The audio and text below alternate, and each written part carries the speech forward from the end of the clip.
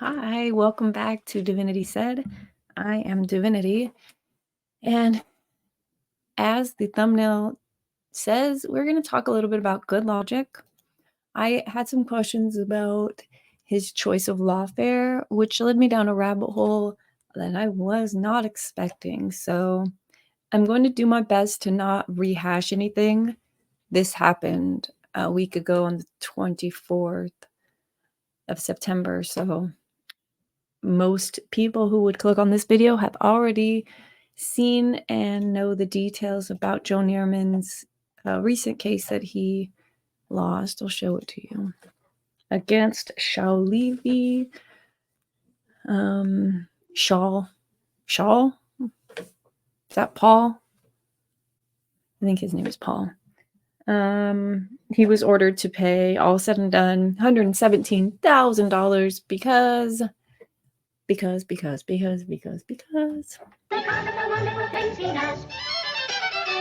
he broke these laws. Specifically, he did false or misleading representations, and it says a debt collector may not use any false, deceptive, or misleading representation or means in connection with the collection of any debt without limiting the general application of the foregoing. The following conduct is a violation of this section, and he was specifically charged with 5 and 13.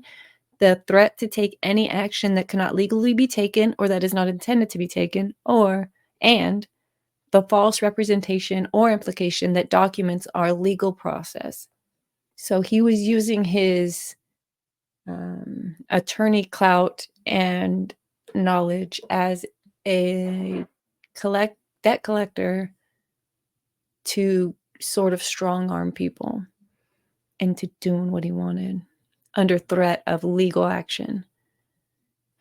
And in around 2015, Neerman became the 100% owner of ROJ. So I started trying to figure out what is ROJ. ROJ is a company called Recovery of Judgments.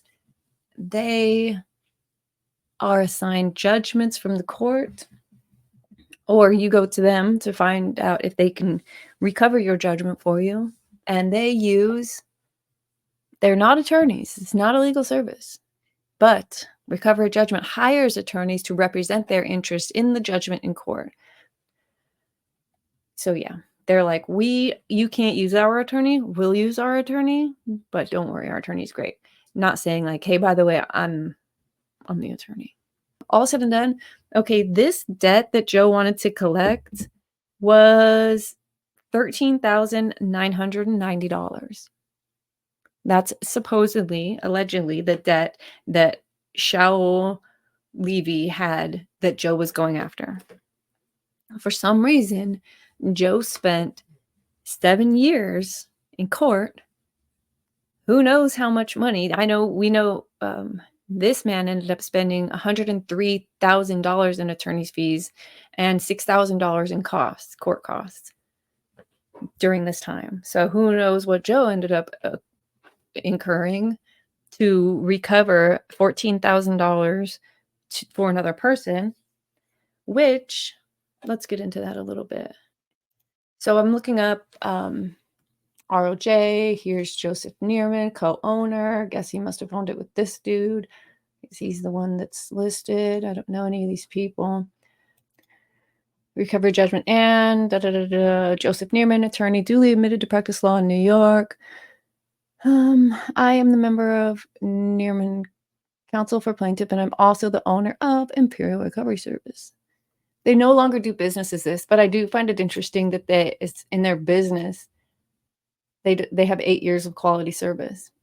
So ROJ says it's been operating for 14 years because it did business as IRS, or IRS did business as it. So they only claim 8 of their 14 years here.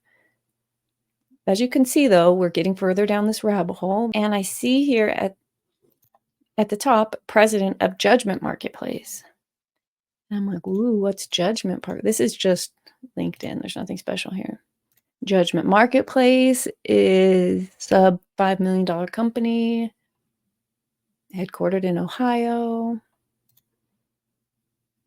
And Judgement Market, hold on, let me get back really quick to that $14,000 $14,000 judgment that Joe went after for 7 years that ended up costing him $117,000. In Joe's ROJ company, they have an agreement. And in the agreement, there is a sliding scale fee. So he would have received 33% of $14,000. So not even half. He did this. He took this guy to court for, what is that? $4,500? I don't know what the math is on this, but that's how much he stood to gain.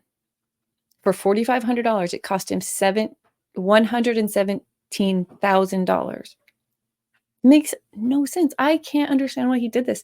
To me, I think there's like a bigger story here, because doesn't Joe own a house in Florida?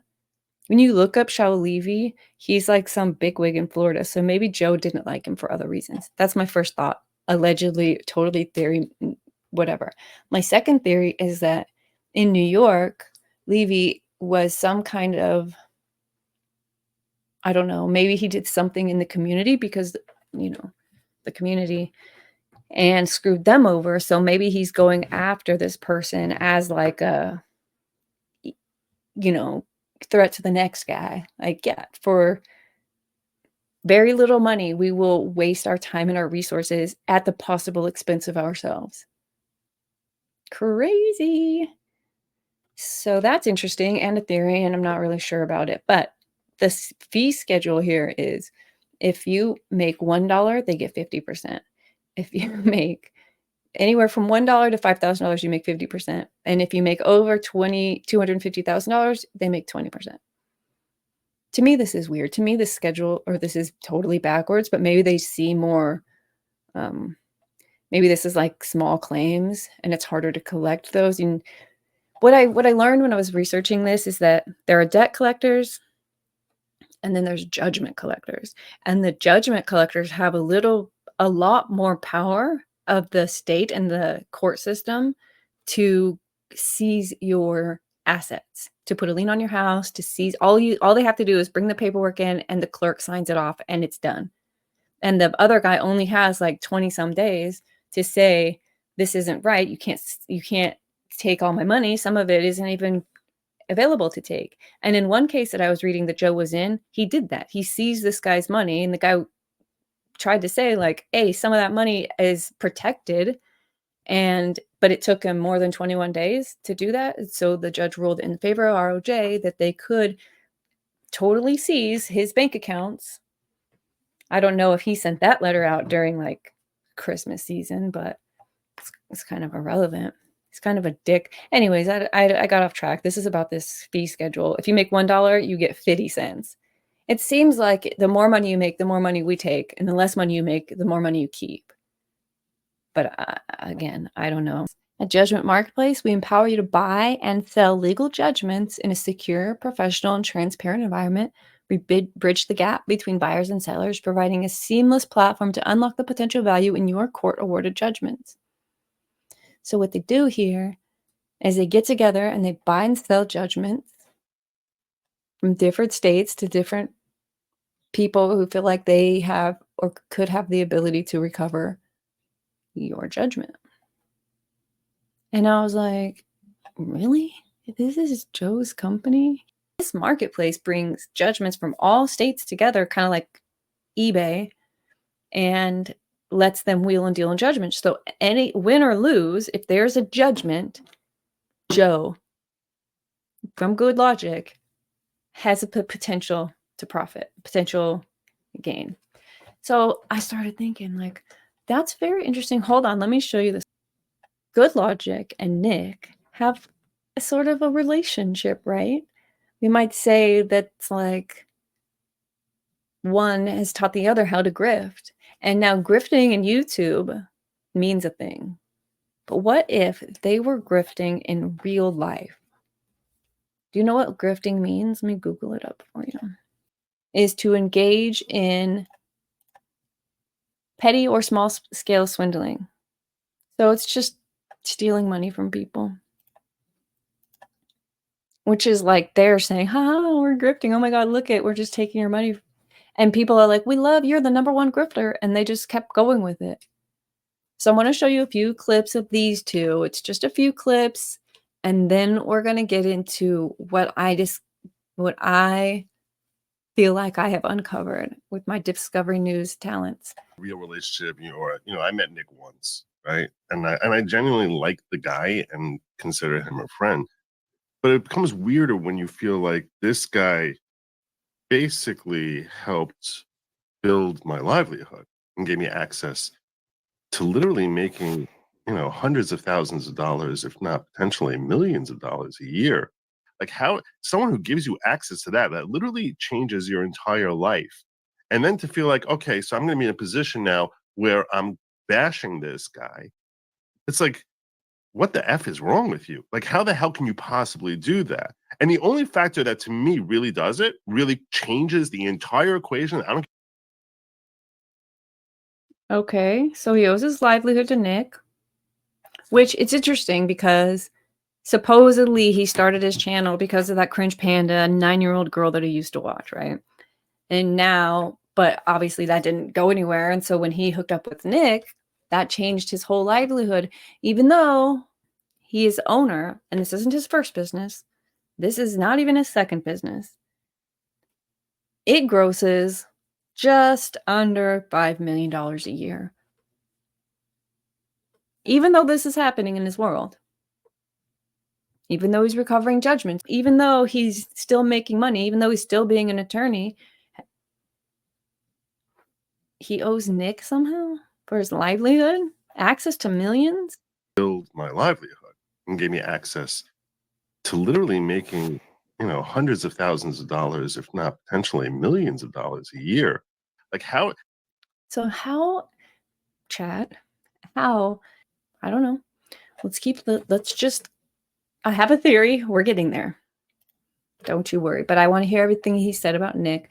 This is after the arrest. And someone who's a friend of his, which I certainly feel like I am a friend of his.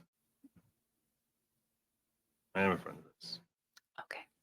I want to explain a few thoughts that I have for you about Nicholas Requeda. The reason Nick climbed as quickly as Nick climbed is because of two reasons. First and foremost, it is what God willed. Amen. But as far as what we humans can see, and I'm telling you this as someone who has a front row seat to countless people in this sphere, is because Nicholas Requeda is uniquely talented amongst all of us.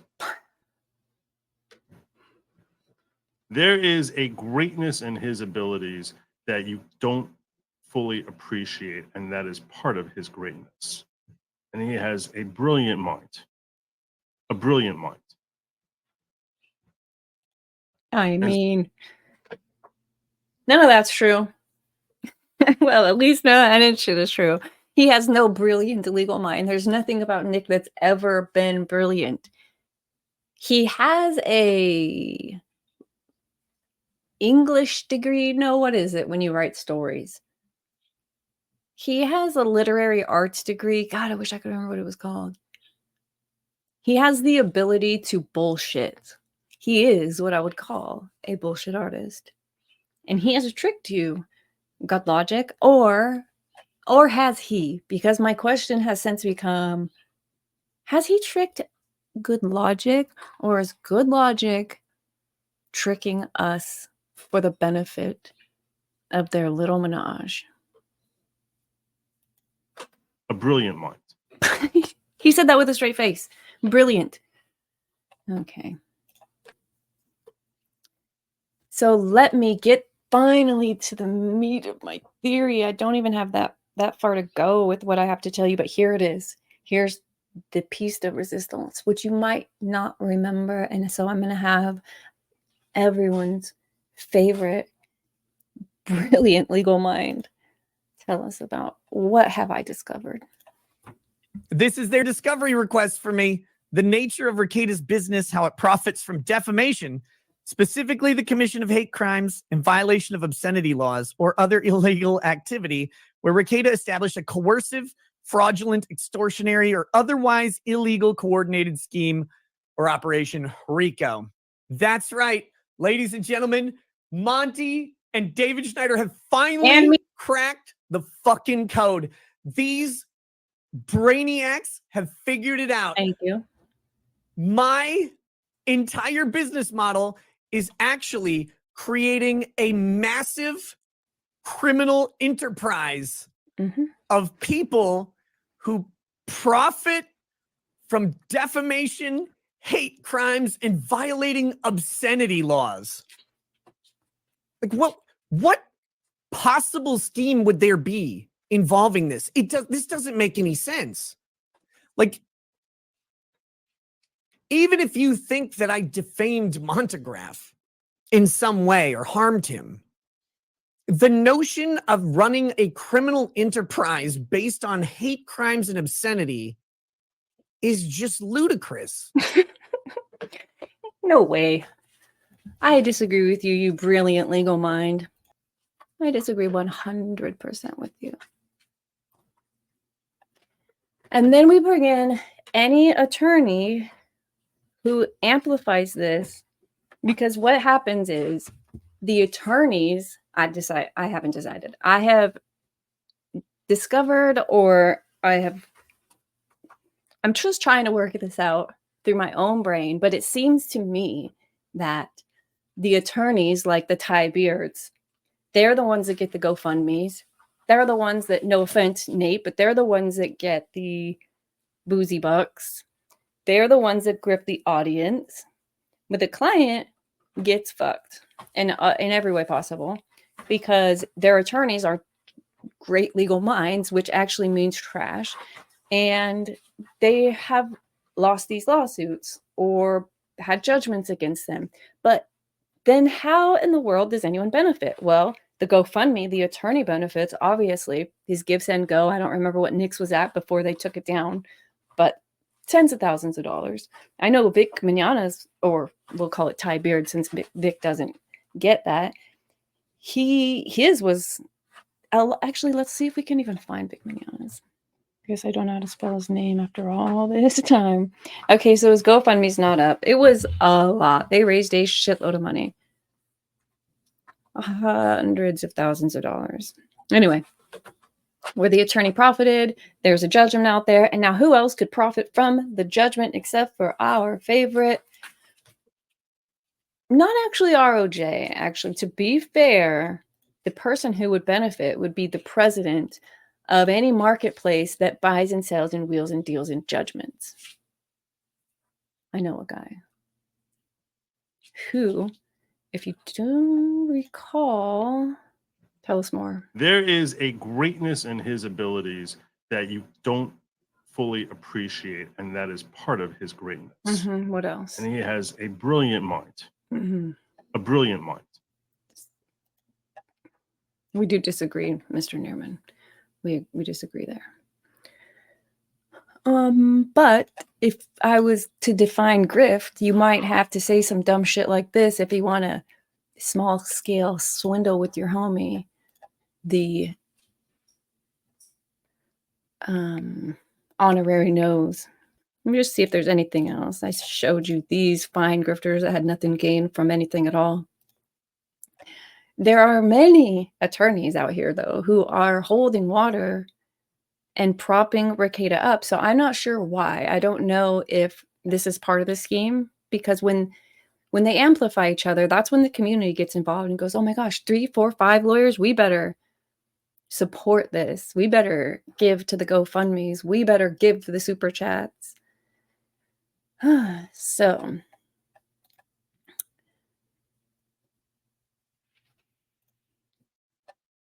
yeah, that's basically all I have to say about that. I've basically finally discovered what Montegraph is talking about when he talks about Nick and his Rico scheme with his lawyer homies in what does he call it again? Law Mart. I hope you enjoyed this. I can't wait to see what Montegraph is allowed to discover. And I really hope it has nothing to do with any of this, because that would be awful. So, hey, thanks for watching. Please stay tuned for my next video where I go down a much more precarious path with these Lawtubers, because I actually have some real questions about a certain charge on a certain Lady Rails record.